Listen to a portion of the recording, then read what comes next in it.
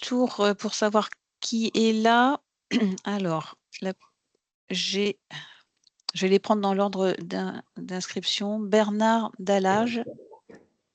Oui, bonjour, Bernard Dallage, représentant des usagers au groupe hospitalier Seclin-Carvin. D'accord.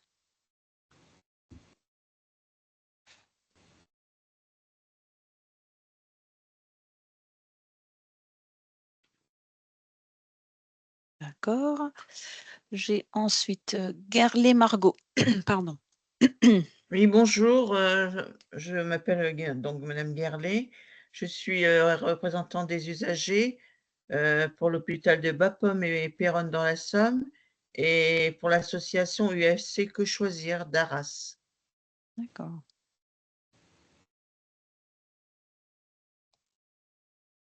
Ok, ensuite, Donicrom, il y en a eu. Robinet. P. Robinet. Oui, bonjour, docteur Robinet, je suis chef de service de gériatrie de l'hôpital Saint-Philibert à Lille. Et j'ai pas de représentant des usagers aujourd'hui non plus, donc je me permets d'assister à la réunion. D'accord, pas de souci. Et puis Roselyne de Pecker. Oui, alors je suis représentant des usagers au siège d'Asbrook.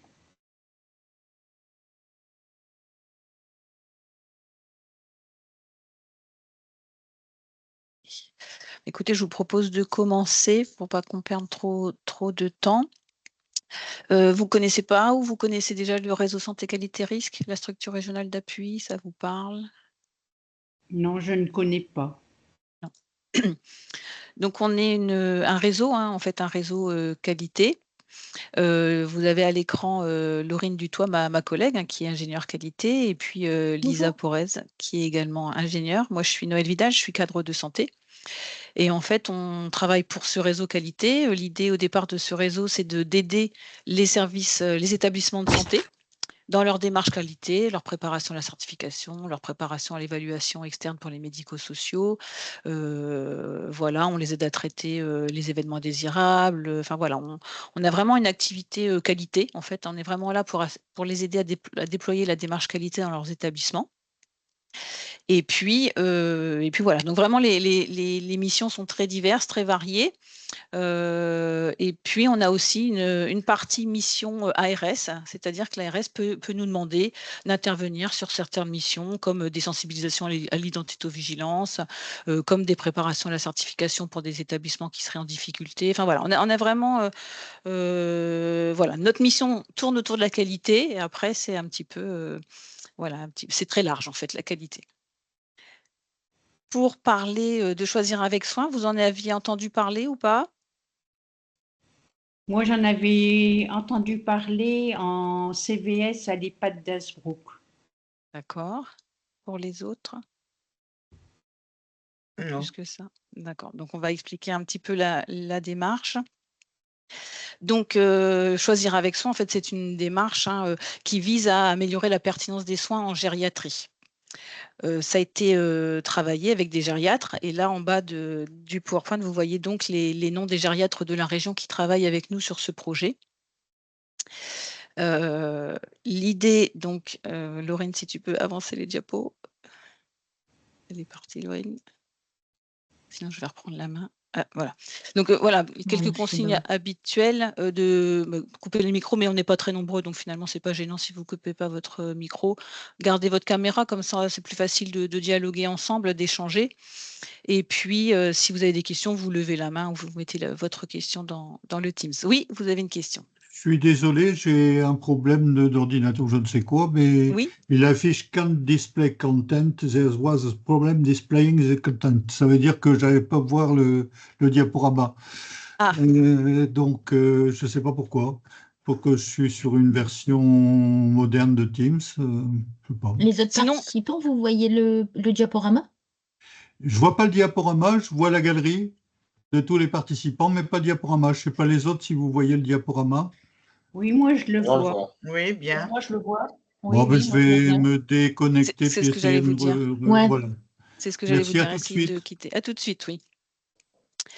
Voilà, donc la campagne Choisir avec soin, c'est une campagne qui date déjà de quelques années, puisque c'est au départ aux USA en 2012. Et l'idée vraiment derrière, c'était d'améliorer la pertinence des soins, et ça s'appelle aux USA Choosing Wisely. À l'initiative de cette démarche, c'est la médecine interne, hein, les sociétés savantes de médecine interne. Et puis, hop, alors, ça fonctionne? Ça marche. Ça Merci. marche, voilà, Super. parce que c'est moi qui ai de l'écho. Donc voilà, donc campagne qui naît au départ aux USA en 2012, à l'initiative des sociétés savantes de médecine interne. Et puis au départ, ils se sont, voilà, il faut quand même un peu cibler les actions. Donc ils se sont ciblés sur 5 prescriptions médicales pour lesquelles, voilà, la balance entre le bénéfice-risque, vous savez, est-ce qu'il faut soigner ou pas soigner, qu'est-ce qui est mieux de faire pour le patient pour être sûr de ne pas non plus le mettre en danger si on fait quelque chose ou de ne pas le mettre en danger si on ne fait pas quelque chose. Vous voyez, on appelle ça la balance de bénéfice-risque. Donc cette balance, elle était un petit peu pas facile à évaluer. Et puis, il y avait le risque aussi de faire des soins qui ne sont pas pertinents, en fait. Donc, sur 5 prescriptions, l'idée a été de se dire vraiment par rapport à ces médicaments-là, il y a des risques, donc on va travailler sur ces médicaments-là. Aujourd'hui, cette campagne donc, qui est née aux USA, elle touche 30 pays dans le monde. Hein, donc, vous voyez, ça a vraiment pris de l'ampleur. Et puis, ça touche donc 80 sociétés savantes dans le monde. Alors pourquoi s'intéresser donc à la pertinence des soins? Parce que, on se rend compte qu'en France, 20 à 30 des prescriptions, elles ne sont pas pertinentes. Que 20 des médecins déclarent prescrire souvent des actes injustifiés et 56 disent le faire parfois. Pas à chaque fois, mais souvent. Pourquoi? Parce qu'on sait que des fois le patient, il aime bien avoir son traitement, pour la constipation, parce que le patient, il a des demandes particulières et donc le médecin, ou dans l'habitude de prescrire, hein, on sait aussi que des fois des médecins ont l'habitude de prescrire et ils vont prescrire des médicaments qui ne sont pas forcément, justifiés. Derrière, le problème, c'est qu'il peut y avoir des conséquences, importantes avec des événements indésirables qui peuvent avoir des préjudices soit physiques ou soit moraux pour le patient. Des hospitalisations, si le patient il a des traitements qui ne sont pas adaptés, pas appropriés. Et puis, ça peut générer aussi de l'angoisse et du stress. Quand on attend un examen, que le médecin prescrit un examen, on a toujours ce stress en se disant: «Ah j'ai une coloscopie, j'espère que j'ai rien, j'espère que ça va bien se passer» et cetera. Donc voilà, des fois ça crée des angoisses et du stress pour finalement, quelque chose qui n'est pas forcément utile. Et puis bien sûr les préjudices financiers du système de santé que ça peut, induire derrière. Alors, au Canada, on sait qu'ils sont plus avancés qu'en nous, que nous, mais en tout cas, eux, ils ont beaucoup travaillé par des campagnes de sensibilisation, posters, affichant, voilà: «Ai-je vraiment besoin de cet examen, de ce traitement? Quels sont, les côtés négatifs?» Voilà, pour que la population, chaque personne sache, se poser les questions par rapport à son traitement. En France, nous, la société savante, et les représentants des usagers ont souhaité travailler de manière un petit peu différente. Plutôt que de reprendre des publications, qui sont déjà faites et très bien faites, les gériatres en France, eux, ils ont décidé en fait de plutôt partir sur, OK, il y a des recommandations, OK, elles sont déployées, mais est-ce qu'elles sont bien déployées? Comment elles sont déployées? Et donc l'idée derrière, c'est de vraiment aller les faire en type audit. D'accord? Voilà, on va les voir finalement, OK, les recommandations, elles ont été faites par les gériatres, par les sociétés savantes. Maintenant, on va aller voir, nous, sur le terrain. C'est un petit peu, voilà, notre façon de travailler. En France, on aime bien travailler par les audits. Donc voilà, on va le faire en type audit. Cette, action, cette enquête, elle existait déjà. Elle se faisait, ça fait déjà c'est la 3e campagne, hein, qui se fait cette année. Ça existait sur la Bretagne et la Bourgogne-Franche-Comté et maintenant, écoutez, ça se nationalise un petit peu plus puisque, vous voyez, là, c'est la carte de tous les régions, en fait, qui rentrent dans cette démarche.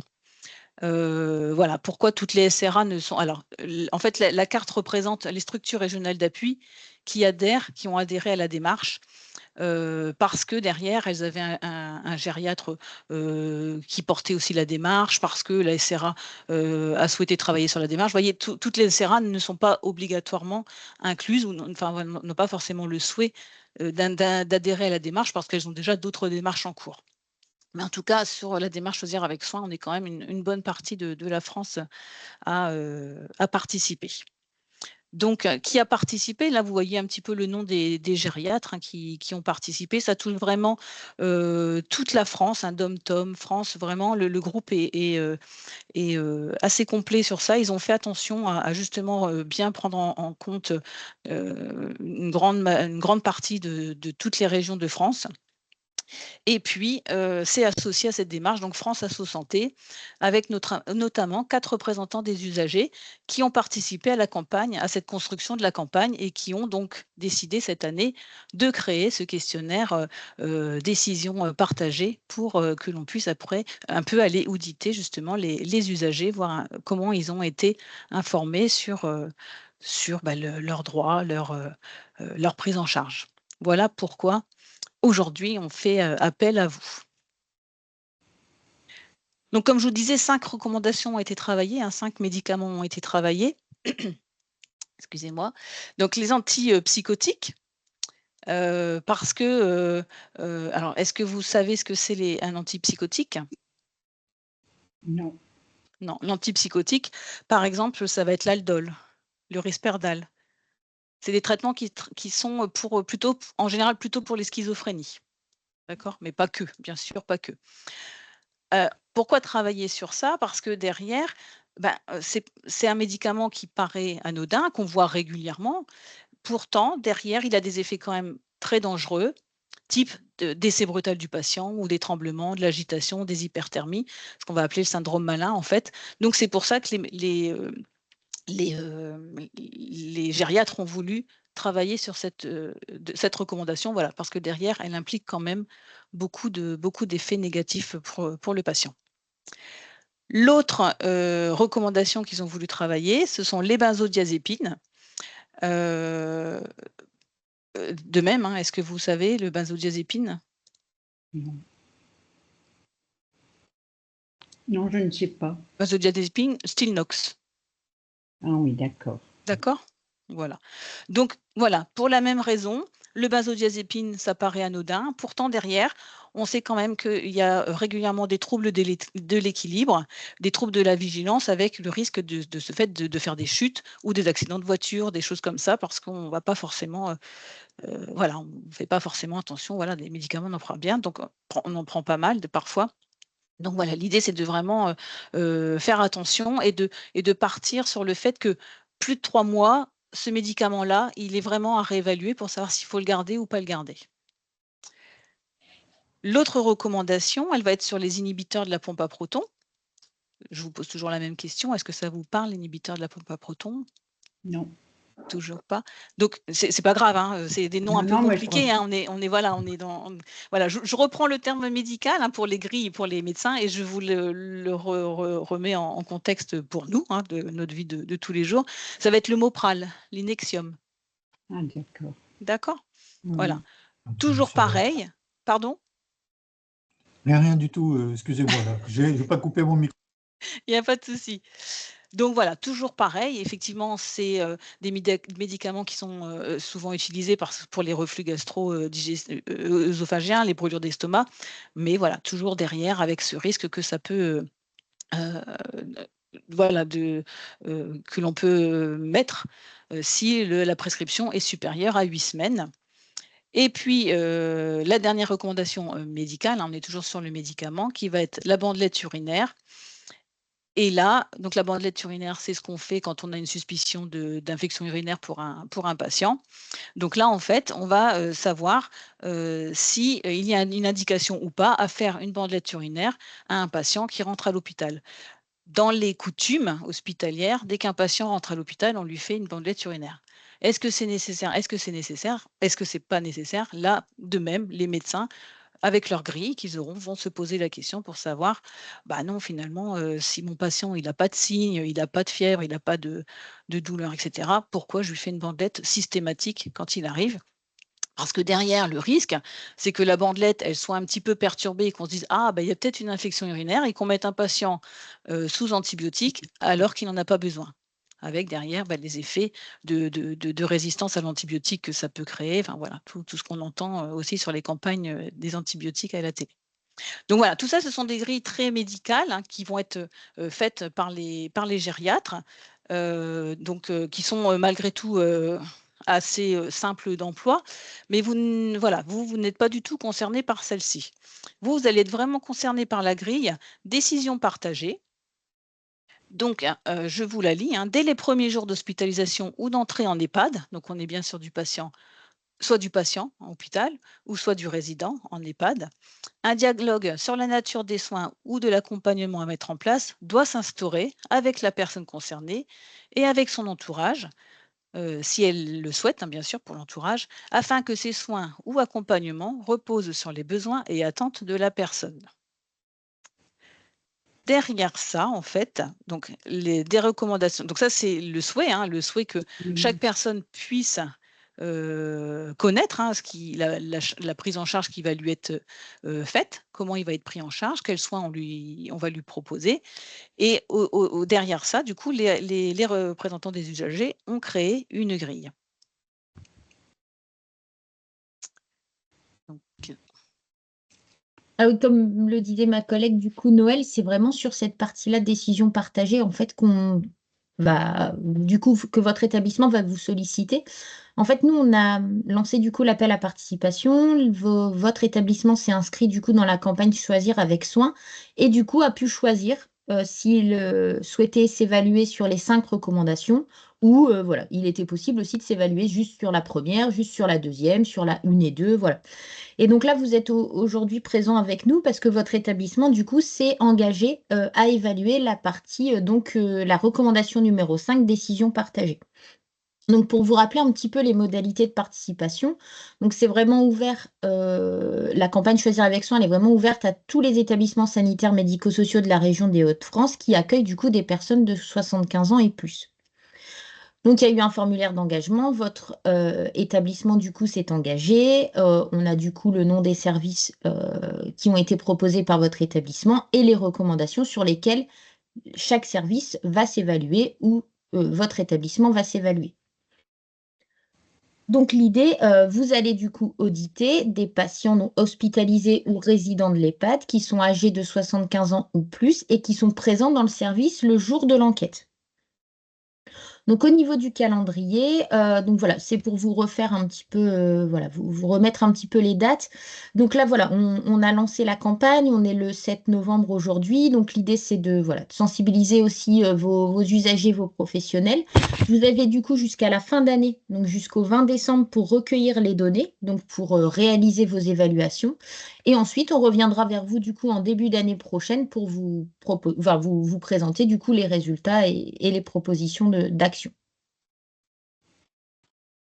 Alors, si on reprend du coup un petit peu la recommandation numéro 5, donc décision partagée, donc vous allez en fait tomber sur un questionnaire qui regroupe du coup plusieurs parties.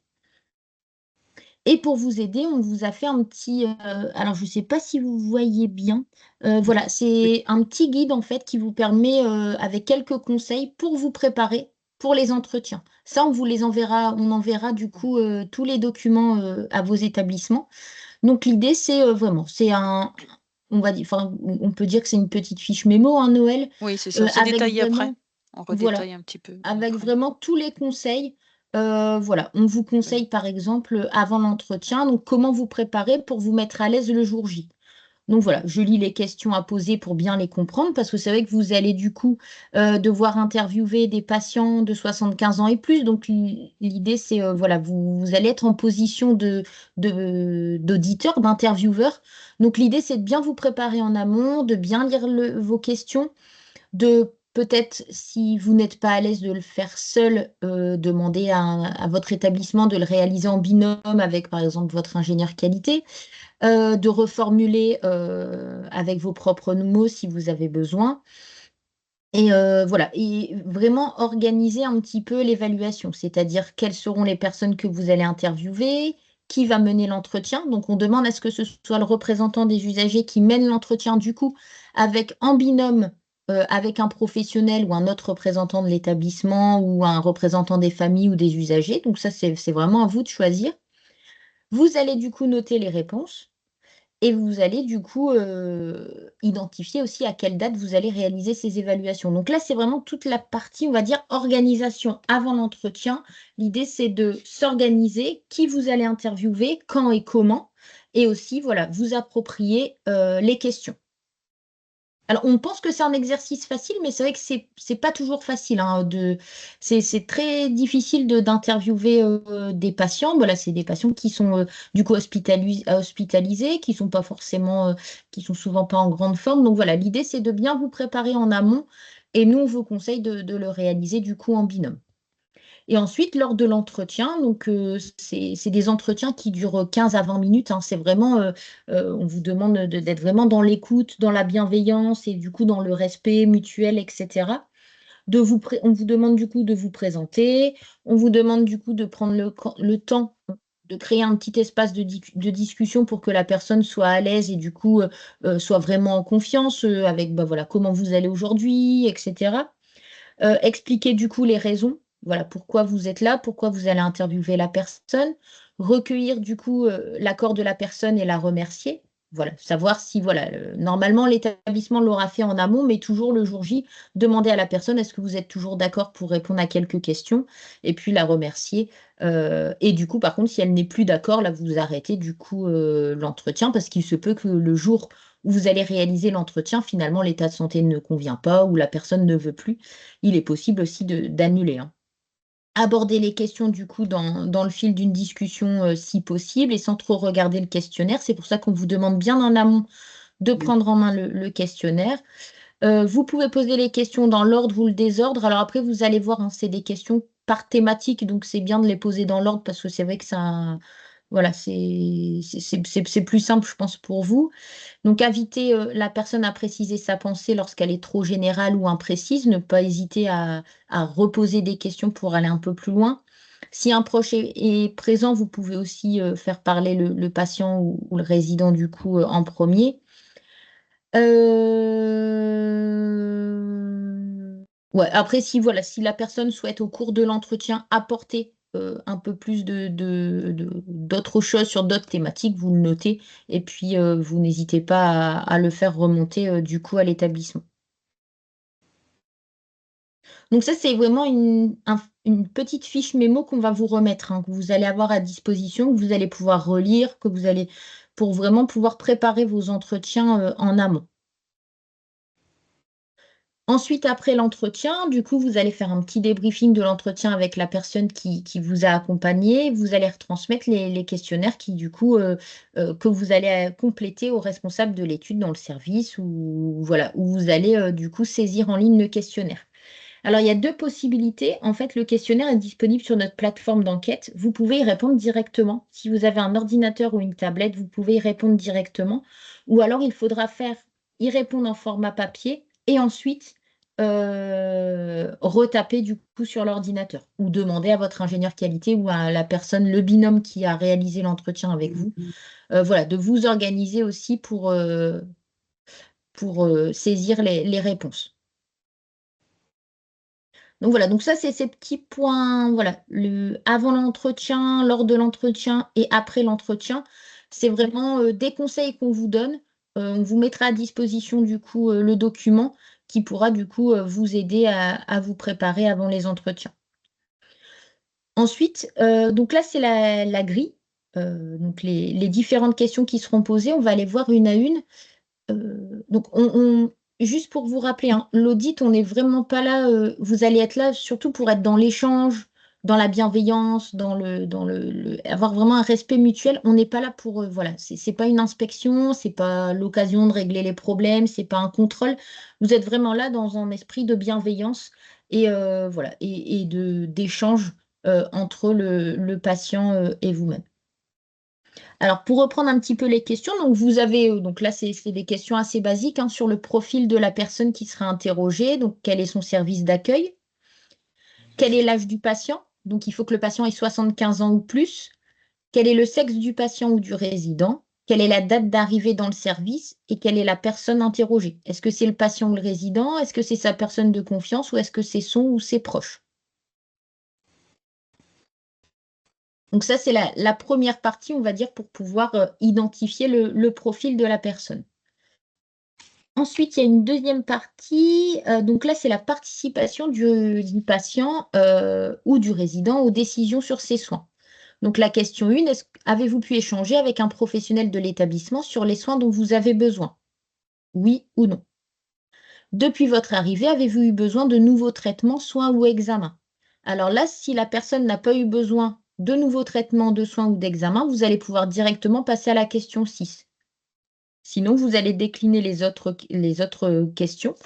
Est-ce qu'on vous a expliqué pourquoi vous avez eu besoin de nouveaux traitements, de soins ou d'examens? Est-ce qu'on vous a expliqué les avantages et les inconvénients de ces nouveaux traitements, soins ou examens? Et ensuite, est-ce qu'on vous a demandé votre accord pour ces nouveaux traitements, soins ou examens? Donc là, c'est vraiment pour voir si la personne participe aux décisions sur ses soins et notamment si, voilà, au niveau de ces nouveaux traitements, nouveaux soins ou examens.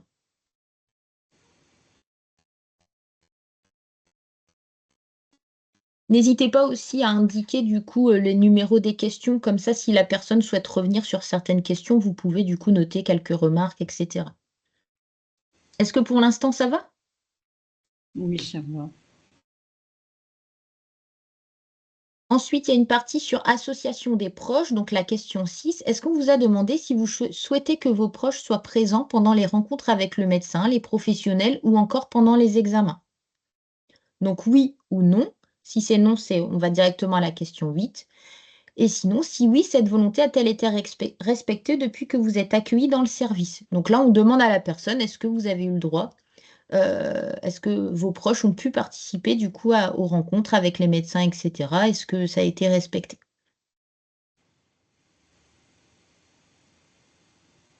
Ensuite, on a un encart sur la personne de confiance. Donc là, on demande du coup au patient, avez-vous été informé de la possibilité de désigner une personne de confiance?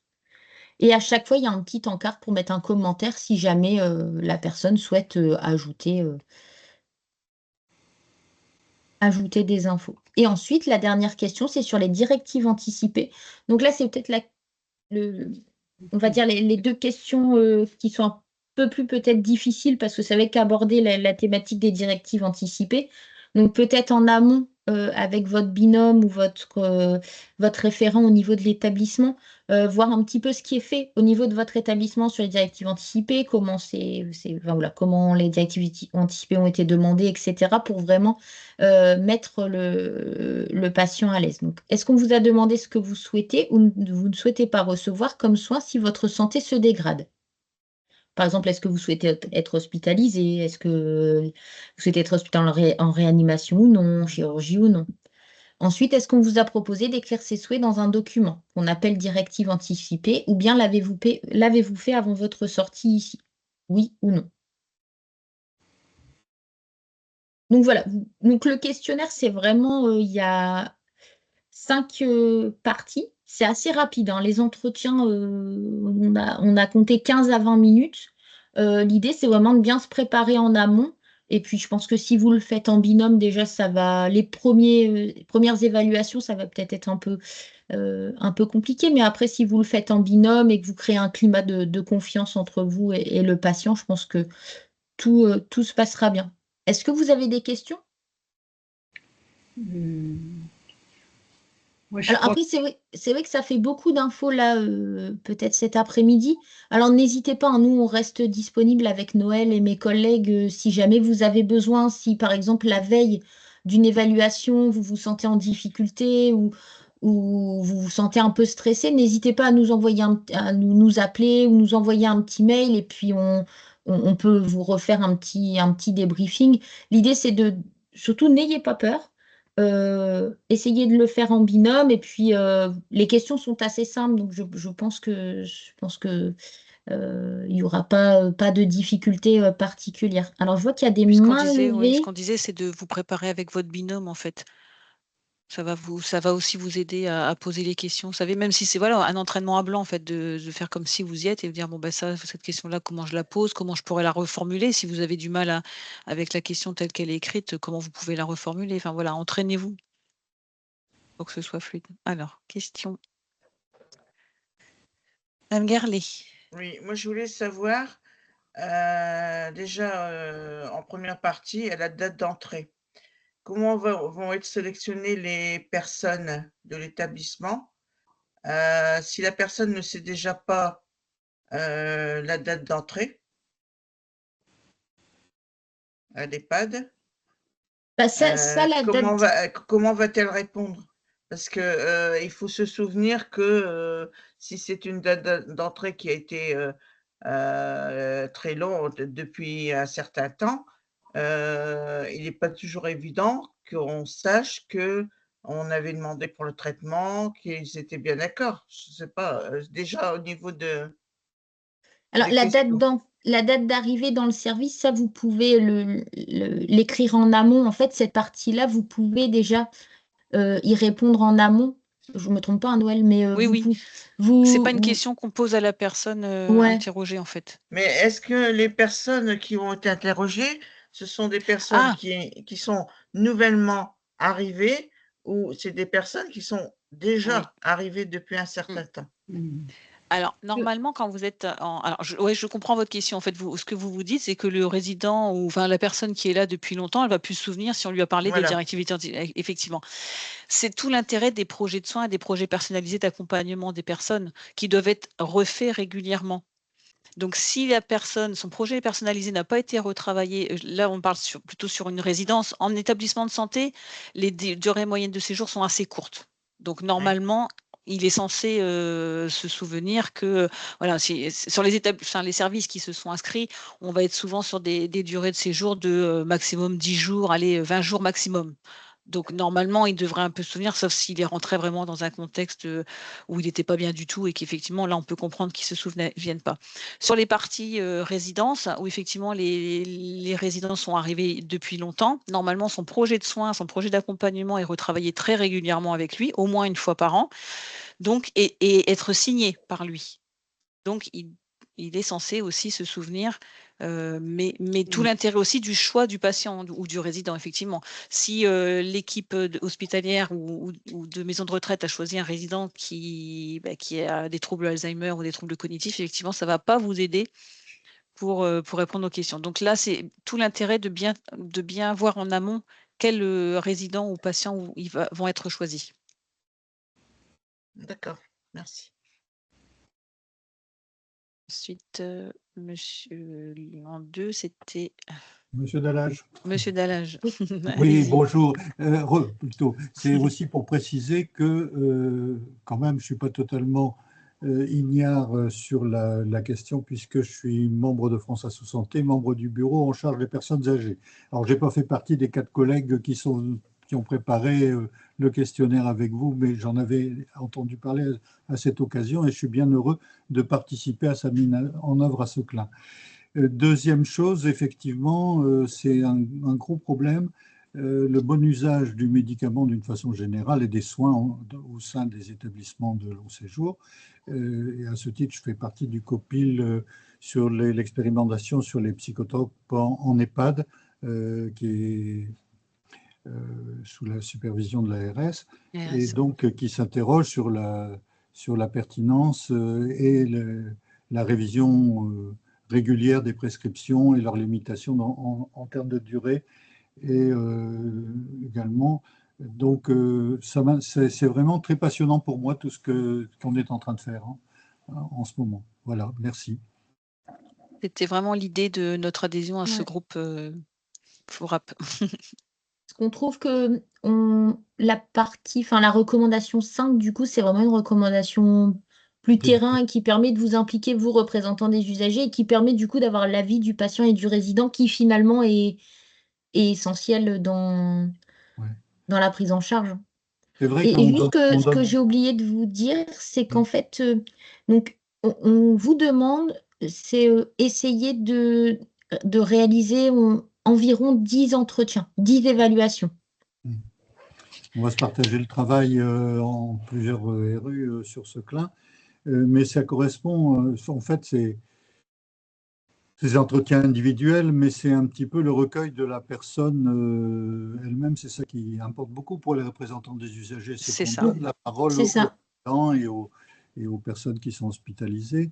Et ça rejoint tout à fait nos préoccupations parce Tout que à fait. souvent on dit les personnes en état de dépendance, elles n'ont rien à dire, elles ne savent plus où ils en sont, ils ont tout oublié. Mais en fait, quand on les écoute, quand on prend le temps de les écouter, on a fait des groupes de parole dans des EHPAD dans les dernières semaines, dans le cadre d'un projet de démocratie en EHPAD. Et ils ont des choses à dire. Même les gens qui sont en unité protégée, dont on pourrait imaginer qu'elles sont vraiment plus tout à fait présentes avec nous, mais en fait, quand on les écoute, ce qu'elles disent, c'est très important.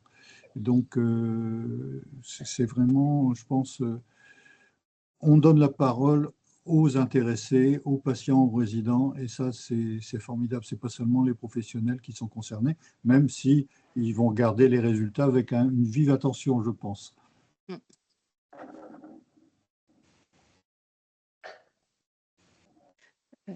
Alors, Madame Delmer, oui, on merci reste à beaucoup. votre disposition si besoin, hein. Je ne sais pas si vous avez quitté ou pas déjà, je ne vois plus. Merci beaucoup. Madame Romieux, du coup?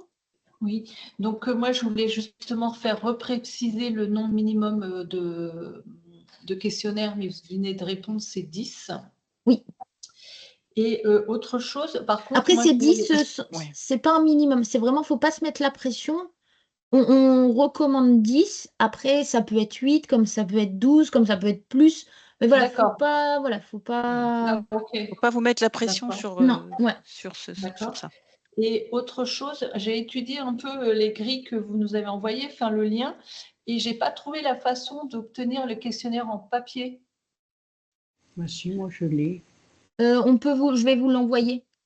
Et autre Celui-ci, chose, hein. donc Celui-ci est en Celui-ci, il papier. n'y a que celui-ci, par contre, en papier, hein.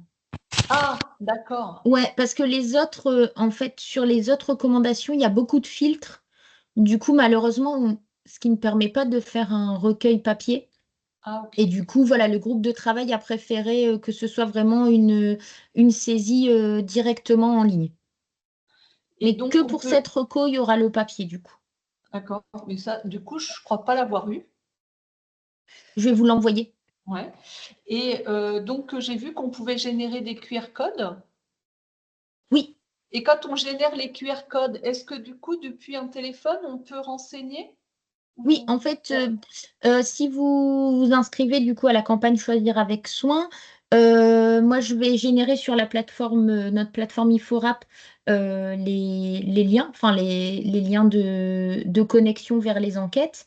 Et en fait, vous allez avoir à chaque fois un QR code. Donc vous pouvez du coup copier ce QR code et l'envoyer au médecin pour qu'ils puissent le réaliser via leur téléphone, leur tablette ou. Oui, voilà. C'est ce que j'ai fait, en fait. J'ai généré les QR codes, je les ai mis sur des feuilles et en fait, ils pourront scanner, enfin, les auditeurs, en fait, pourront scanner pour renseigner directement depuis leur téléphone, finalement. Oui, C'est ça? oui, oui, oui. Oui. Et même si vous n'avez pas la version papier, en fait, le questionnaire est tellement intuitif et assez simple, hein. Il a été vraiment fait de façon à ce que les gériatres puissent compléter ça très facilement et très vite. Donc du coup, voilà, franchement, même avec leur téléphone, ça va vraiment se faire très facilement. D'accord. Donc, c'est bien. Et donc, il n'y a que la question numéro 5, finalement, qui est en version papier. Oui. Et qui ne sera jamais saisie sur la plateforme. Si, par contre, elle est aussi à saisir. Il y a il faut une après sur la plateforme. Ah, si. Ouais. D'accord, ok. Ok, c'est bien. Finalement, c'était bien que je suive quand même celui-là, vous voyez. Ok. C'est bon pour moi. Je ne sais pas s'il y a d'autres questions. Ben, moi, j'en avais une. Ah. Allez-y. Bon, j'ai vu le questionnaire papier, donc je l'ai lu, ça pose pas de problème. Mais après, c'est les personnes que l'on va interviewer. Parce que en EHPAD, les personnes de plus de 55 ans, il y a des personnes qui sont ouvertes, qui vont pouvoir discuter, mais il y en a d'autres, ça ne sera pas possible. Par contre, au dernier CVS, moi j'avais posé la question à Hasbro, on a un robot qui distribue les médicaments. Et on m'a bien expliqué qu'en EHPAD, s'il y avait des médicaments qui n'étaient pas bons à prendre avec d'autres, ils pouvaient faire déjà par eux-mêmes l'annulation de certaines prescriptions. Parce que beaucoup de résidents EHPAD reçoivent leur médecin traitant. Après, il y a les prescriptions qui sont faites par l'EHPAD elle-même et quelquefois, les médicaments sont incompatibles. Mhm. Et c'est vrai que moi, c'est ce que je disais à la dernière CVS, quand je vois certaines personnes âgées, le nombre de médicaments qu'elles ingurgitent tous les jours, il y a des solutions à prendre. Oui, oui. Et c'est voilà, on sait, hein, on sait qu'il y a beaucoup de, effectivement, de personnes âgées qui ont beaucoup de médicaments, même si les gériatres travaillent beaucoup maintenant Ah à ça, oui, hein, oui, pour oui. éviter. Mais voilà, justement, ces 4 recommandations médicamenteuses qui sont faites, c'est pour leur amener des outils supplémentaires pour se dire, bah, ce médicament-là, finalement, je peux l'arrêter ou le continuer encore un peu, mais sous certaines conditions, etc. C'est vraiment dans ce but-là, en fait. D'accord. Limiter ces administrations, Non, voilà. non, mais ça moi, je vais le faire avec l'ingénieur qualité. Comme lors de la certification, on avait fait les patients traceurs déjà. Donc, D'accord. on a l'habitude, mais c'est vrai que les patients en EHPAD, c'est pas du tout la même chose. Non. Oui, Non, ça Moi, va pas être c'est très et c'est pour différent, ça, ouais. voilà. Et c'est pour moi, ça j'ai qu'on dit fait, 10 parce qu'on oui, sait que ça sera peut-être pas forcément faisable d'accord. 10. Parce que moi, je sais, par le biais de la CLCV, il y a quelques années, j'avais fait une enquête sur les menus en EHPAD. Mmh. Et Oui, c'est vrai que là, il y avait beaucoup de choses à dire, mais il y avait des personnes qui étaient carrément déconnectées. oui, oui, oui. Donc, Oui, oui. c'est vrai que le choix du patient, c'est pas nous qui allons en prendre la décision, mais il faut quand même prendre en compte toutes les réactions de ces personnes-là, quoi. Tout à fait. Tout à fait. Voilà. Monsieur Dalla, je sais pas si Excusez-moi. vous Oui, j'allais oui, dire, vous oui, avez pas de micro. je parlais dans le vide. Effectivement, c'est peut-être pour ça qu'on a la possibilité d'interviewer pas seulement les patients ou résidents, mais également soit les aidants, soit la Oui, personne de confiance dans le. Oui, tout à fait, D'accord. tout à fait. Je vais noter ça, soit les aidants, les personnes de... mais du coup, ouais, c'est vrai que si vous voulez du coup interroger soit la personne de confiance ou les proches, c'est vrai que c'est important du coup de bien s'organiser en amont pour que les personnes soient présentes le jour J, quoi. Ça, c'est pas toujours évident quand même, hein. Ouais, ça, c'est pas Non, évident, ouais. non, non. Voilà. Non, non. Mais voilà, vraiment, c'est pour ça qu'on revient sur ce chiffre de 10. Il ne faut pas se mettre la pression parce qu'on sait que sur certaines structures, ce sera peut-être compliqué d'avoir. Bah, voilà, s'il n'y en a que 3, il n'y en a que 3. La démarche elle aura été tentée pour autant. Et puis voilà. Mais voilà. L'idée, c'est pas de se mettre la pression sur ça, mais de commencer une démarche de prise en compte de la parole du patient, de savoir ce qu'il connaît de sa prise en charge, etc. D'accord. Est-ce que vous vous sentez en difficulté en tant qu'auditeur ou ça va aller? Il vous reste Non. des questions? Surtout, n'hésitez pas, hein, à revenir vers nous, de toute façon, si besoin. Oui, Oui, après, c'est vrai qu'on reste disponible. On vous enverra du coup le petit guide d'entretien et puis on vous renverra la grille. Et voilà, là, on vous a mis 2 petites vidéos sur la personne de confiance et les directives anticipées qui peuvent aussi vous aider voilà, à aborder un petit peu les thématiques. Je ne sais pas, vous vous sentez du coup à l'aise pour réaliser les entretiens ou ça vous semble... moi, je me sens à l'aise. Oui. Vous allez le faire avec Aurélie de Sante? Oui, Ouais, bon, on travaille toujours, on travaille souvent oui. pour la fête. Et la dernière réunion qu'on a eue ensemble, c'était justement sur les directives anticipées et la personne de confiance. Et c'est sûr que quand on est passé dans les services, c'est pas toujours évident. Bah oui, oui. Et les cadres de santé nous disaient comment demander ça à une famille de remplir ces documents-là. C'est pas toujours le bon moment. Et mais c'est vrai qu'on fait un travail avec les représentants des usagers qui est bien, parce qu'avant, les personnes, bon, beaucoup de personnes ne savent pas ce que c'est qu'un rhume, sauf quand ils ont besoin de certains renseignements. Mais je crois qu'on essaie d'évoluer et de se faire connaître, et je trouve que c'est une bonne chose. Parce que Et ça évolue. et ça évolue Mm. très très bien. Et c'est vrai que moi, en tant que rue, je vois les procédures qui sont mises en place. Et quelquefois, quand je les vis personnellement en tant que patient, je vois que ça ne se passe pas toujours comme il faudrait. Donc, c'est une bonne expérience aussi à faire remonter en disant, ben voilà, j'ai terminé aux urgences telle date, il y a certaines choses qui n'ont pas fonctionné. et je voudrais que ça soit remis dans le projet d'établissement. Et je crois que quand on va faire ce questionnaire-là, ça sera une bonne chose aussi, parce qu'on va se rendre compte que la prescription des médicaments n'est pas toujours faite en connaissance pour les patients. Tout à fait. Petit pas par petit pas, Oui. ça va avancer. Si vous n'avez plus de questions, on va en rester là, si ça Ben oui. vous va. Oui. Surtout, vous n'hésitez pas à revenir vers nous, hein. Vous connaissez nos boîtes mail, vous les avez. De toute façon, vous avez... moi, je vais retravailler avec Aurélie après d'avoir fait cette discussion et on verra ce qu'on met en place. D'accord. Pas de Madame Garlet, souci. vous allez. Pardon, oui. Madame Oui. Garlet, vous allez travailler avec Tom Morel ou Bah, je comment vous- pense, demain j'ai une réunion, donc je pense qu'on va en discuter, mais je pense que ça sera avec Monsieur Morel, oui. D'accord. De toute façon, nous, Monsieur Morel, on se voit assez régulièrement en ce moment, donc je pense qu'on en parlera probablement. Je le revois en décembre, donc je pense que ce sera encore Oui, moi je l'occasion le d'en vois reparler. demain, donc Probablement. je lui demanderai. Ouais. Et puis, Bon. Monsieur Dallage, vous allez Oui, entre bah, vous faites. bien sûr, on a pour l'instant lancé le process par échange de mails avec Aurélie Miquet et puis les autres RU, donc ça se met en place tout doucement. Les prochaines dates pour mettre en place l'audit est déjà fixée, c'est dans les prochains jours. Et puis ensuite, il restera à prendre rendez-vous avec les personnes qui vont être interrogées en fonction de leur disponibilité, des disponibilités des services, mais c'est en train de se mettre en place, oui. Moi j'avais déjà fait des questionnaires aussi pour la certification, donc D'accord.